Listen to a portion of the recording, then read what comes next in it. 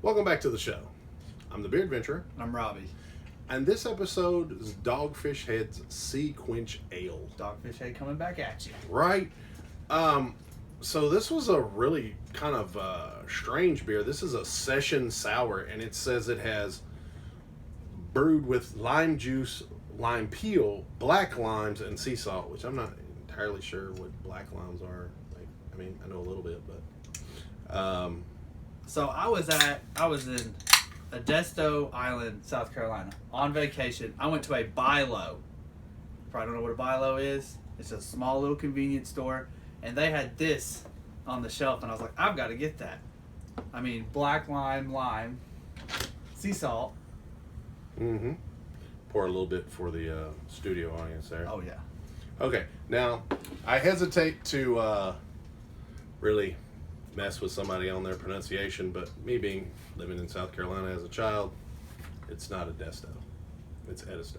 Yes. I have heard that. No, I have family that lives on Edisto Island, so that's the only reason I know.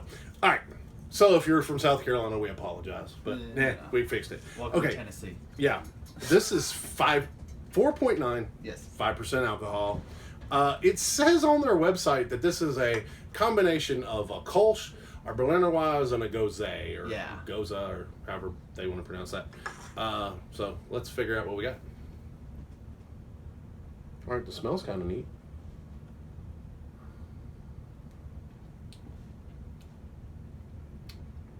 Kind of just tastes like a typical sour to me. Well, It's really refreshing. I would say that it's a little milder. Mm-hmm. Now, from what I understand, like the salt is part of that, the Gose or Gose. Yeah, kind of like the coriander. Yeah, okay. The lime's kind of nice. I get the lime like now. Yes. Like after it's swallowed and I've breathed in a time or two. And you get that, you know how lime kind of coats the top of your mouth? Mm-hmm. I get that. Makes you want to keep drinking more. Mm-hmm. It's not very carbonated. No, it goes away really quick. I don't really smell a whole lot in the glass. I'm really glad I bought a 6-pack of this. I think this is pretty nice. This is going to be a summer beer for me.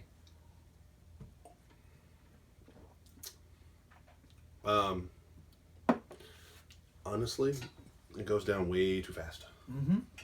Like, I can almost chug this. Oh, yeah. But it's tasty enough, I don't necessarily want to chug this. It's, and a sip, and a go, and no. It's like Gose. Yeah, it just goes in, goes Goes in. There's like no like hop note. See, and that's what I thought with the session. You know, like session IPA. Yeah, but the whole thing was, like, from what I understand, with the session thing was, session means sit down and drink a shitload of them. So, a session IPA, they backed it back. Okay. Because I've even had, where was I? Guess it doesn't matter. But we had a session stout, which I was like, what? And they were like, oh, it's a milder stout. And I was like, who needs a milder stout? Like, stouts are pretty chilling beers. Stout is stout. Yeah, I was like, stouts are supposed to be for pounding anyway, so right. I don't know what your problem. But I drank it. It was pretty tasty. I wanted another one. So I guess the session is, I guess, like, they kind of mellowed the sour out a little bit. They did. Which I'm kind of cool with that.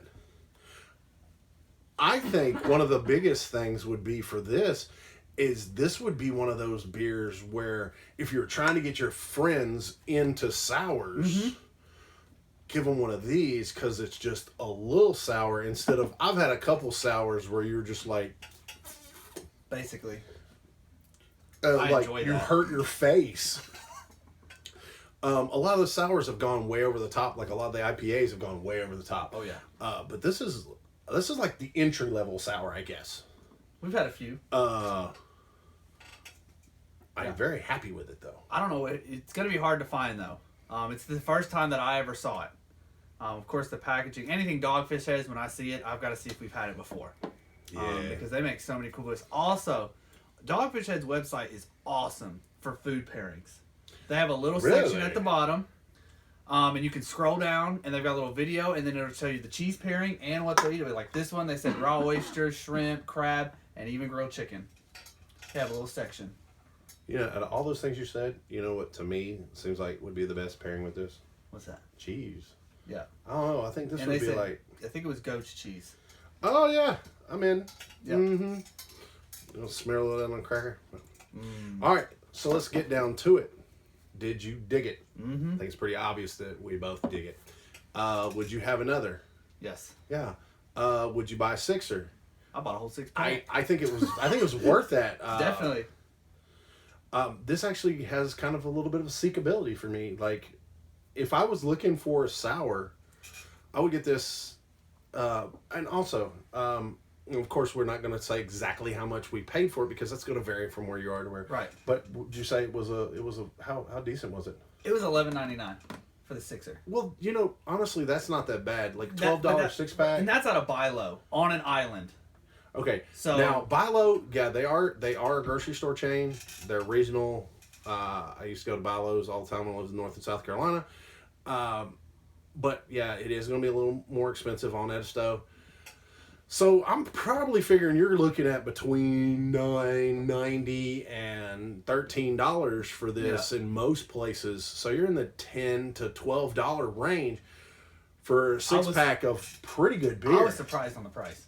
You know, I'm looking at it also this way. Some people will turn their nose up to a $12 6-pack, but they'll also go to a restaurant or bar and spend $4 to $6 for, you know, a domestic long neck. Yep. Just because that's what we're used to paying.